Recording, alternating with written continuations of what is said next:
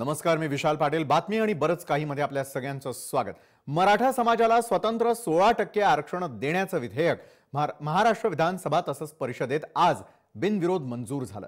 मुख्यमंत्र्यांनी हे विधेयक मांडल्यावर विरोधी पक्षानं त्याला एकमतानं पाठिंबा दिलाय. आता राज्यपालांच्या स्वाक्षरीनंतर या विधेयकाचं कायद्यामध्ये रूपांतर होणार आहे. मराठा समाजाच्या आरक्षणानंतर धनगर आरक्षणाचा मुद्दा सभागृहामध्ये उपस्थित करण्यात आला. त्यावर पुढच्या अधिवेशनामध्ये त्या संदर्भातला ATR मांडणार असल्याचं मुख्यमंत्री देवेंद्र फडणवीस यांनी स्पष्ट केलं. त्याचबरोबर लोकसभा निवडणुकीच्या आधी धनगर आरक्षणाचा निर्णय घेतला जाईल असंही त्यांनी स्पष्ट केलंय. तर मराठा आरक्षणाची वाट मोकळी झाल्यावर एकत्र हा धनगर समाज आणि मुस्लिम समाजाच्या आरक्षणाचं काय, हा प्रश्न दोन्ही समाजांकडून आता विचारला जाऊ लागलाय.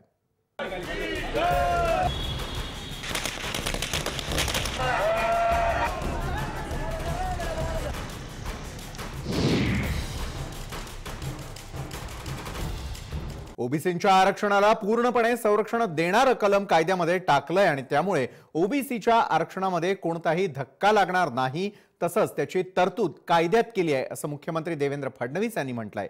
त्याचप्रमाणे मराठा आंदोलकांवरील गुन्हे मागे घेण्याचा GR मागच्या महिन्यातच काढलेला आहे. आतापर्यंत काही गुन्हे मागे घेतलेले आहेत आणि आणखी काही जणांचे गुन्हे मागे घेण्याची प्रक्रिया सुरू आहे असंही मुख्यमंत्र्यांनी म्हटलंय. त्या आम्ही या कायद्यामध्ये पूर्ण केलेले आहे आणि 50%च्या वर ज्यावेळेस आपल्याला आरक्षण द्यावं लागतं त्यावेळी एक्स्ट्रॉर्डिनरी परिस्थिती काय आहे हे देखील सांगावं लागतं. त्या संदर्भात राज्य मागासवर्ग आयोगाच्या अहवालातच ही शिफारस करताना ती परिस्थिती काय आहे हे मागासवर्ग आयोगाने सांगितलेलं आहे. त्यामुळे ज्या ज्या मुद्द्यांवर मागच्या वेळी माननीय उच्च न्यायालयाने स्थगिती दिली होती त्या सगळ्या मुद्द्यांचा नीट अभ्यास करून आणि त्याच्यावर तोडगा शोधून कायदेशीर दृष्ट्याने आपण हे या ठिकाणी केलेलं आहे. घटनांचं समाधान झालं की नाही मला माहिती नाही, पण समाजाचं निश्चित याच्यामुळे समाधान होईल. संपूर्ण मराठा समाज जो आहे हा निश्चितपणे याच्यामुळे आनंदी होईल असं माझं मत आहे. बरं, मराठा आरक्षणाचा निर्णय तर झाला, मात्र आता धनगर आणि मुस्लिम आरक्षणाचं काय असा प्रश्न विचारला जातोय. तर धनगर आरक्षणाबाबत मुख्यमंत्री काय म्हणाले पाहूयात. प्रश्न विचारला म्हणून सांगतो मागासले पण आहे की नाही, उलट काही म्हणजे ओव्हरऑल नाही पण काही भागात तर टिसला धनगर समाजाच्या लोकांची परिस्थिती ही शेड्यूल ट्राईब पेक्षा देखील मागास दिसलेली आहे.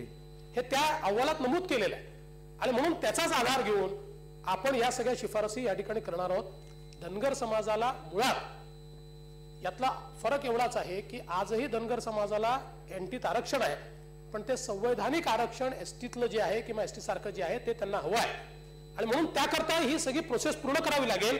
मी आपल्याला माननीय विरोधी पक्ष नेते आणि माननीय गटनेते आपल्याला मी या ठिकाणी आश्वस्त करतो, आपली देखील मदत ज्या प्रकारे आम्ही आता मराठा समाजाचा कायदा पास करताना आपण एकमताने तो केला तशी आपली देखील मदत आम्ही याच्यामध्ये घेऊ, आपल्याशी देखील चर्चा करू, चर्चा करूनच या संदर्भातली शिफारस पाठवू.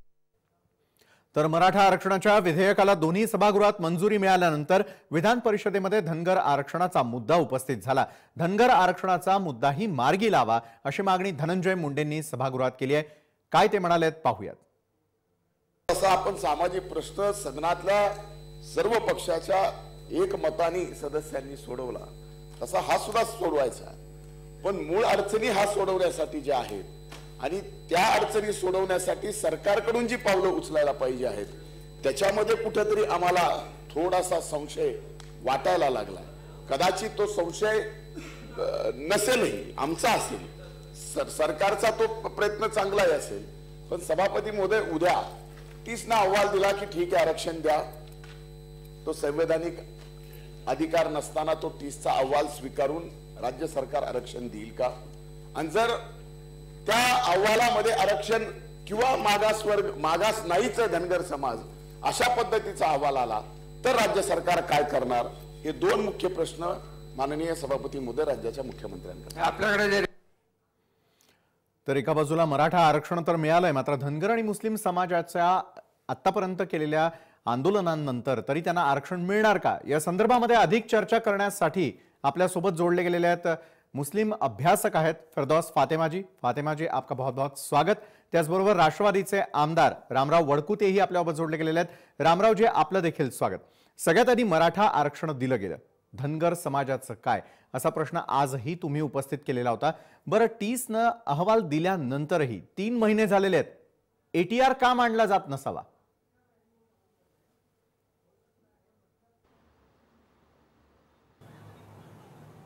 विशालजी, असं आहे की प्रश्न असा आहे की मुख्यमंत्र्यांनी 2014ला त्यावेळेस ते मुख्यमंत्री नव्हते, विरोधी पक्षनेते प्रदेशाध्यक्ष होते. त्यांनी त्या ठिकाणी बारामतीला येऊन स्पष्टपणे सांगितलं होतं, धनगर समाजाला आश्वासित केलं होतं की आम्ही राज्यामध्ये सत्तेवर नाहीत, सत्तेवर बसवण्यासाठी आम्हाला मदत करा, पहिल्या कॅबिनेटमध्ये आपला निर्णय घेऊ, अशा प्रकारचं त्यांनी वक्तव्य केलं होतं. आणि 2013चं भाषण सुद्धा त्यांचं मी विधान परिषद वाचून दाखवलं होतं. त्यावेळेसच्या सरकारला त्यांनी विचारलं होतं की राज्यामध्ये माझ्याकडे सगळे गाडीवर पुरावे आहेत की धनगर समाज हा आदिवासीमध्ये मोडतो, बाबासाहेबच्या घटनेप्रमाणे मोडतो, त्यांना तुम्ही कधी आदिवासीच्या सवती लागू करणार आहेत. परंतु निवडणुकीनंतर सत्तेवर जेव्हा बसले तेव्हा धनगर समाजाला फसवण्याचं काम केलं. पहिल्यांदा म्हणले ॲडव्होकेट जनरलचा सल्ला घेतो, 15 दिवसात निर्णय घेतो. त्याच्यानंतर जिला संवैधानिक दर्जा नाही अशा टीसला तो अभ्यास करायला दिला. टीस ज्या पद्धतीनं अभ्यास केली, ती एखादी जात नव्यानं समाविष्ट करायची असेल आदिवासीमध्ये, तिचा त्यांनी अभ्यास केला. आमचं म्हणणं आहे की बाबासाहेब आंबेडकरांनी ज्या 47 जाती दिल्या त्याच्यामध्ये 36 नंबरवर धनगड ऑब्लिक ओरान ही जात आहे. महाराष्ट्रात एकही जमात, एकही मनुष्य धनगड नाही, धनगर आणि धनगर एकच आहे. शब्दाची जो चूक आहे, आजही मी मुख्यमंत्र्याला हेच म्हणलं की दुरुस्तीचा 1 ओळीचा ठराव तुम्हाला पाठवावा लागतो, तुम्ही किती दिवस अभ्यास करणार आहेत? आणि मराठा समाज जसं जल्लोष करण्याचं काम आपण सांगितलं, आम्हाला तुम्ही कधी जल्लोष करण्याचं सांगणार आहेत? हा प्रश्न त्यांना मी विचारला, कारण त्यांनी दिलेलं आश्वासन आहे, त्यांचा अभ्यास झाला होता. आणि मग आता अजून काय अभ्यास करणार आहे आणि किती दिवस अभ्यास करणार आहे? अशा प्रकारचं जर फसवण्याचं काम समाजाला ते करत असतील तर मग येणाऱ्या निवडणुकीमध्ये त्यांना समाज धडा शिकवल्याशिवाय राहणार नाही, असं माझं मत आहे. कारण त्यांनी हा शब्द दिला होता आणि त्यांनी अभ्यास पूर्ण झाला असं सुद्धा सांगितलं होतं. जर अभ्यास पूर्ण झाला असेल तर मग आता आपण कशाची वाट पाहता? म्हणजे समाजाला फसवण्याचं काम आपण करता का काय, असा मुद्दा उपस्थित करण्यात येतो. वेगवेगळ्या प्रकारे त्यांनी 27 तारखेला सुद्धा मिटिंग घेतली. 27 तारखेला त्यांनी सांगितलं की 31 ऑगस्टला टीसचा अहवाल येईल, 1 महिन्यामध्ये मी केंद्राकडे प्रस्ताव पाठवतो. आता म्हणतात पुढच्या अधिवेशनापर्यंत, म्हणजे निवडणुकीची आचारसंहिता लागण्याची वाट पाहतात का काय? आणि मग निवडणूक जिंकण्यासाठी वेळेवर काहीतरी पाठवायचं, एखाद्या ओळीचा प्रस्ताव पाठवायचा. जसं मराठा समाजाचं मागच्या काळामध्ये झालं कोर्टामधून, तसं पुन्हा आदिवासी समाजाने कोर्टात जायचं आणि नंतर आमचं आरक्षण कोर्टात रखडवायचं, अशा प्रकारचा डाव आहे असं मला वाटते. वास्तविक पाहता आज एकमुखाने एक मतानं मराठा समाजाला आरक्षण दिलं. आम्ही ओबीसीचे नेते म्हणून मराठा समाजाला आरक्षण द्या, 50%ला 52%ला हात न लावता ही आमची सुद्धा मागणी होती. त्याच्यासाठी 40 बलिदान द्यावं लागले. मग का अजून धनगर समाजाला बलिदान द्यावा अशी मुख्यमंत्र्यांची इच्छा आहे का काय? मराठ्यांनी 40 बलिदान दिले, 52 मोर्चे काढले, अशा प्रकारचं बलिदान पुन्हा धनगर समाजाला द्यावं काय? धनगर समाजाला सुद्धा 2 बलिदान दिलेले आहेत. पैठणमध्ये एका मुलांनी बलिदान दिलं, परभणी जिल्ह्यातल्या सेलूतल्या एका मुलानं आत्महत्या केली धनगर आरक्षणावर, त्यांना सुद्धा आजपर्यंत कुठली मदत मिळाली नाही. आणि म्हणून राहिलेले 38 पुन्हा बलिदान द्यायची वाट पाहतात का काय मुख्यमंत्री? आणि बलिदान दिल्यानंतर आरक्षण देणार असतील तर आम्ही त्याला सुद्धा तयार होऊ, पण त्यांनी तसं सांगितलं पाहिजे आम्हाला. मराठा समाजाने जसे 40 बलिदान दिले तसे तुम्ही सुद्धा द्या, त्यावेळेस तुमचा विचार केला जाईल, अशा प्रकारचं तरी सांगणं गरजेचं आहे. काहीतरी आम्हाला सांगितलं पाहिजे. आपण पहिल्या कॅबिनेटमध्ये देतो म्हणले होते, 15 दिवसात देतो म्हणले होते, 1 महिन्यात अहवाल पाठवतो म्हणले होते, अजूनही त्याच्यावर कुठलीही प्रक्रिया केली नाही. आणि म्हणून मुख्यमंत्र्याला आपल्या मार्फत मला असं विचारायचं की तुमच्या नेमकं मनात काय? आमच्या मतावर तुम्ही राज्यात बसले, आमच्या मतावर तुम्ही सत्तेत बसले, स्वतः कबूल करता. तुम्ही स्वतः कबूल केलं नागपूरच्या मेळाव्यात की मराठा धनगर समाजाच्या मतामुळे मी मुख्यमंत्री झालो. आणि मग तसं जर कबूल करत असताना धनगर समाजाला दिलेल्या आश्वासनाचं काय, हा प्रश्न मुख्यमंत्र्यांनी आजही उत्तरित केला. सरकारला विसर पडलेला आहे का आपण दिलेल्या आश्वासनांचा? आणि सरकार वेळ काढूपणा करताय असं रामराव वडकुते आपण यावेळेला म्हणतात. पुन्हा एकदा मी आपल्याकडे येणारच आहे. फिरदौस फातिमा जी आपल्यावर जोड़ने के लिए हैं। फिरदौस फातिमा जी, आरक्षण की मांग जो है मुस्लिम समुदाय की तरफ से भी की जा रही है, क्यों और कैसे? क्या आपको भी शैक्षणिक तौर पर और उसके साथ में जो आज तक उन्होंने बताया था कि मराठा समाज जो है वो पिछड़ा हुआ समाज माना जाता है और उसकी वजह से उन्हें आरक्षण की जरूरत है। तो आपको लगता है क्या इन्हीं दो मुद्दों पर आप भी आरक्षण चाहते हैं?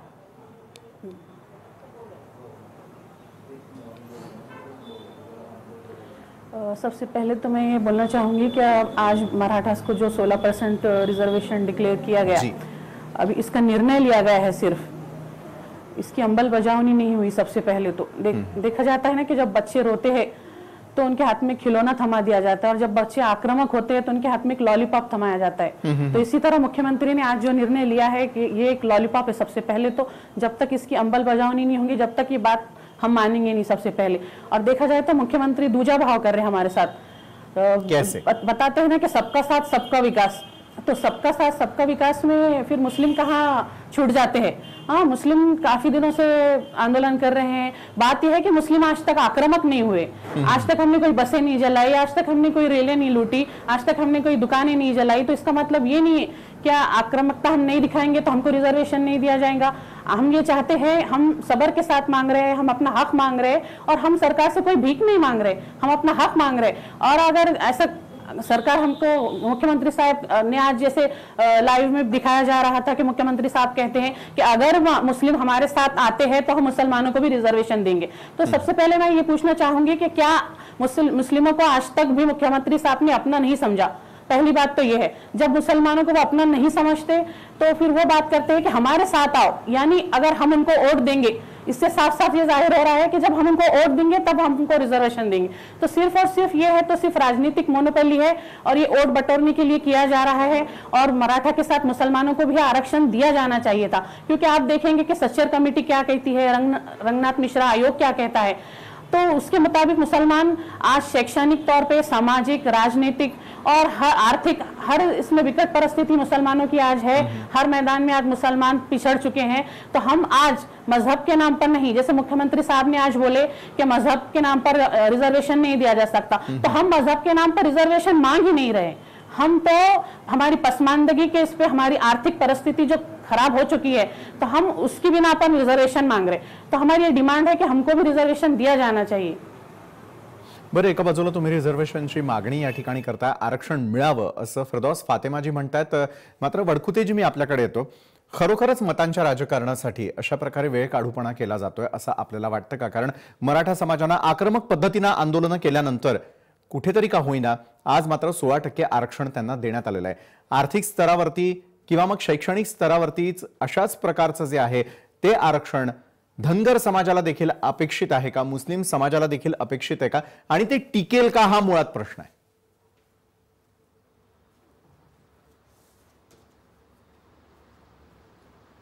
विशालजी, पहिलं प्रथम तर मी सांगतो की आज जे मुख्यमंत्र्यांनी मराठा समाजाला आरक्षण दिलं त्याचं मी स्वागत करतो, यापूर्वी सुद्धा म्हणलं, आणि मराठा समाजाचं सुद्धा अभिनंदन करतो।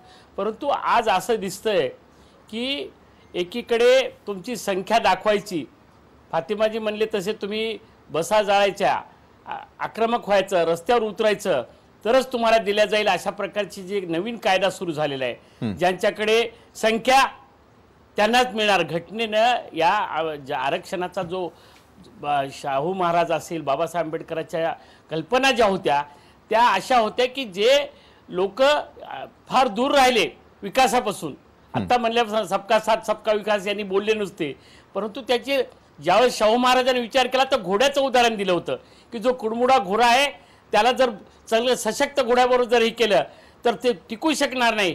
या उद्देशाने आरक्षणाच्या भावना आहेत, परंतु आता आज परिस्थिती बदलत चालली। आज नवीन कायदा या सरकारने आणला असं मला वाटते। तुम्ही ताकद दाखवा, तुमची संख्या दाखवा, तुम्ही रस्त्यावर उतरा, प्रेशर करा तरच तुम्हाला मिळेल। तुम्ही जर बाबासाहेबांनी सांगितल्याप्रमाणे तुम्ही शांततेने मोर्चा काढले, महात्मा गांधींनी सांगितले, तर तुमचं काही ऐकणार नाही। अशा प्रकारचा नवीन नियम निघतो की काय असं वाटायला लागलंय, आणि म्हणून हा मुद्दा वेळ काढून होणं पण आहे। यांना निवडणुका कशा जिंकायच्या याच्या व्यतिरिक्त राज्यकारभार म्हणून राजा कसा असतो, सर्व जनतेला त्याच्याप्रमाणे त्याचं हित जोपासण्याचं काम केलं पाहिजे। आम्ही ज्याच्या वंशाचे धनगर समाज अहिल्याबाईनं लोकांच्या हिताचे निर्णय घेतले, आणि तसे निर्णय घेण्यासाठी लोकांच्या हिताचे निर्णय घेणं गरजेचं असताना यांनी फक्त आपली ताकद जे दाखवल त्यांचंच ऐकायचं, त्यांच्याच पुढे नमायचं, असं जर करायचं असेल तर आम्हाला सुद्धा आता रस्त्यावर उतरावं लागेल, आक्रमकपणे उतरावं लागेल, तरच हे सरकार ऐकलं असं दिसतं. आणि म्हणून तुम्ही म्हणता तसा हा निवडणुकीचा डाव आहे. फातेमाजी म्हणते जे आमच्या बरोबर राहतील त्यांनाच आम्ही सही देऊ. आज मलाही हीच भीती आहे की निवडणूक तोंडावर आल्यावर कुठेतरी एखाद्या ओळीचा प्रस्ताव पाठवतील, मग तो केंद्रात अडकला असं म्हणतील आणि अशा प्रकारचं फसवण्याचं काम सरकार करते अशी संशय आम्हाला वाटते.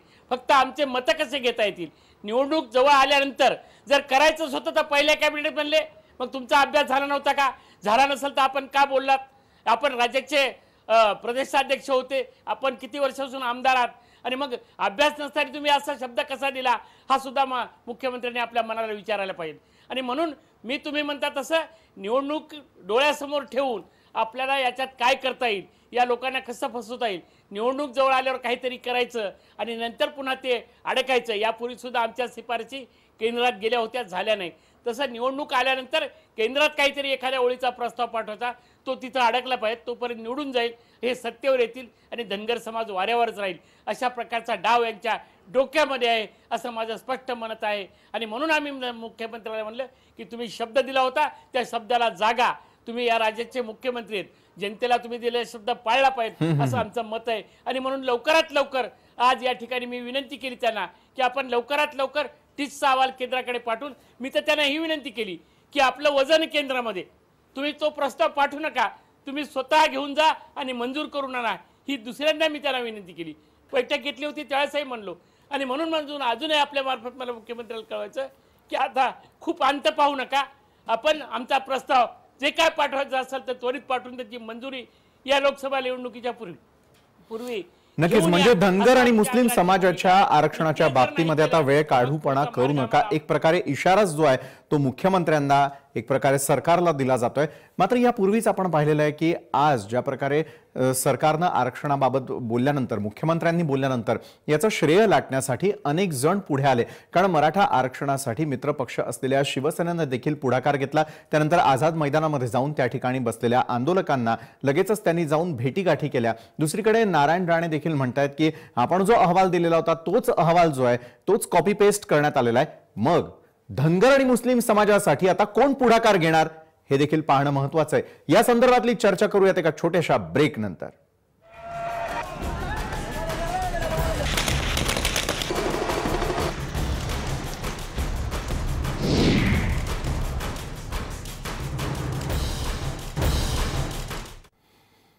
ब्रेकनंतर बातमी आणि बरंच काही मध्ये आपण यावेळेला चर्चा करतोय आमचं काय. कारण मुस्लिम आणि त्याचबरोबर धनगर समाजाला आरक्षण कधी मिळणार याच्या प्रतीक्षेत दोन्ही समाज असल्याचं आपण पाहतोय. फिरदौस फातेमाजी यांच्याकडे जाऊयात. फिरदौस फातेमाजी, हम लोगों ने अभी तक देखा कि जिस तरीके से आरक्षण मिल जाए, मराठा समाज को आरक्षण मिल जाए, इसके लिए शिवसेना आगे बढ़ी, नारायण राणे जी भी आगे बढ़े, फिर मुस्लिमों को भी इसी तरीके से आरक्षण मिले. इसके लिए आपको लगता है कि बीजेपी के अलावा बाकी पक्ष जो है आपका पक्ष लेंगे?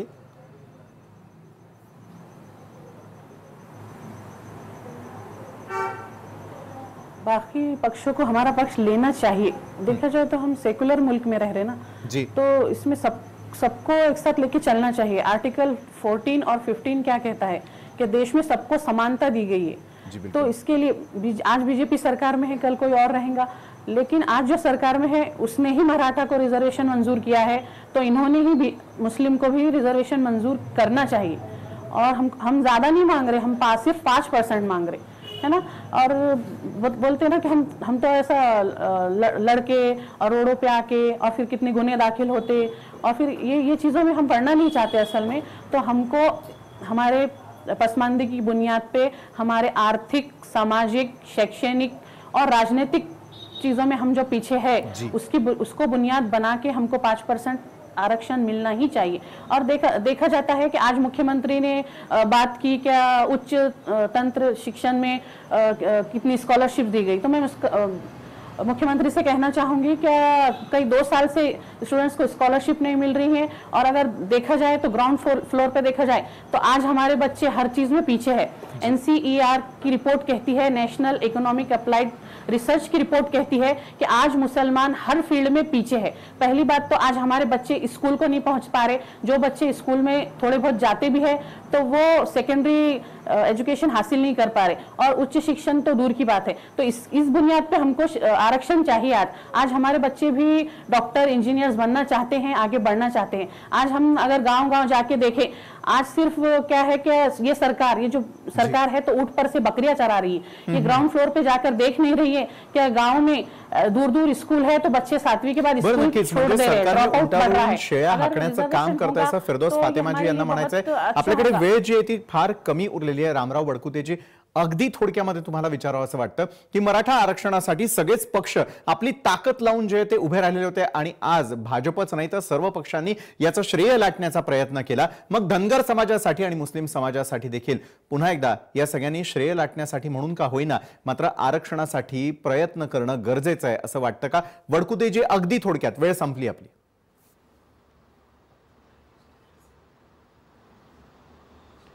बघा विशालजी, आपल्याला माहित आहे की सर्व पक्ष याच्यापूर्वी सुद्धा तुम्ही बघितलं असेल की 4-4 वेळेस विधान परिषद बंद पडल्या, विधानसभा बंद पडल्या। पक्ष आहेत पण आता हे सरकारच्या हाती देण्याचं आहे आणि सरकारने दिलेला हा शब्द आहे आणि बाबासाहेब आंबेडकरांनी घटनेमध्ये दिलेले फक्त एका ओळीचा प्रस्ताव, दुरुस्तीचा प्रस्ताव पाठवण्याचं काम हे राज्य शासनाचं आहे, ज्याच्यासाठी सरकार वेळ काढून धोरण करते। सर्व पक्षांच्या बाजूला कोणी विरोध करणार नाही। सातत्यानं केंद्रातल्या मंत्र्यांना सुद्धा माननीय सुप्रियाताई सुळेंनी उत्तर जेव्हा विचारलं होतं त्यावेळेस केंद्रातल्या मंत्र्यांनी सुद्धा सांगितलं कि राज्य शासन का प्रस्ताव नहीं आया है, अगर वो प्रस्ताव आता है तो हम सोचेंगे, असं केंद्रातल्या ओरम मंत्र्यांनी सुद्धा आदिवासी मंत्र्यांनी सांगितलं। बरोबर आहे। फक्त हा सरकार वेळ काढून धोरण करते ही याच्यातली महत्त्वाची बाब आहे आणि म्हणून मला एवढंच विनंती करायची की ज्यांच्या मतावर आपण राज्य करता, ज्यांना आपण तुम्ही शब्द दिला त्यांना तुम्ही फसवण्याचं काम करू नका। अशा प्रकारचं आपल्या मार्फत मुख्यमंत्र्याला पुन्हा मला विनंती करायची की तुम्ही दिलेला शब्द आहे, बाबासाहेब आंबेडकरांनी घटनेमध्ये आम्हाला दिलेलं आरक्षण आहे, त्याच्यामध्ये फक्त शब्दाचा जसा बलराम जाखडचं डी असते आणि र आहे। मी मुख्यमंत्र्याला नागपूरच्या अधिवेशनात सुद्धा सांगितलं की तुमच्या नागपूरमध्ये सीताबर्डी जे आहे, सीताबर्डी त्याचं इंग्रजीमध्ये BULD आहे आणि मराठीमध्ये बर्डी आहे।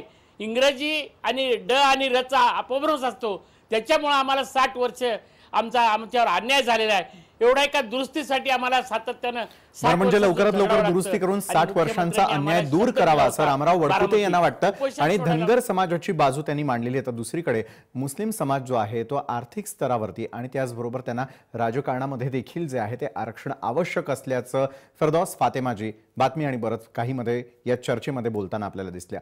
खूप खूप धन्यवाद फिरदौस फातेमाजी आणि रामराव वडकुतेजी, आपण या चर्चेत सामील झालात त्यासाठी। तर लवकरात लवकर आता मराठा आरक्षण प्रमाणेच धनगर आरक्षण आणि मुस्लिम आरक्षण याचाही तिढा सोडवण्यामध्ये सरकार प्रयत्नशील राहतं का, तातडीनं उपाययोजना करतं का, याकडे सर्वांचं लक्ष आहे। बातमी बरंच काही मध्ये वेळ झाली इथंच थांबण्याची, मात्र तुम्ही पाहत राहा जय महाराष्ट्र।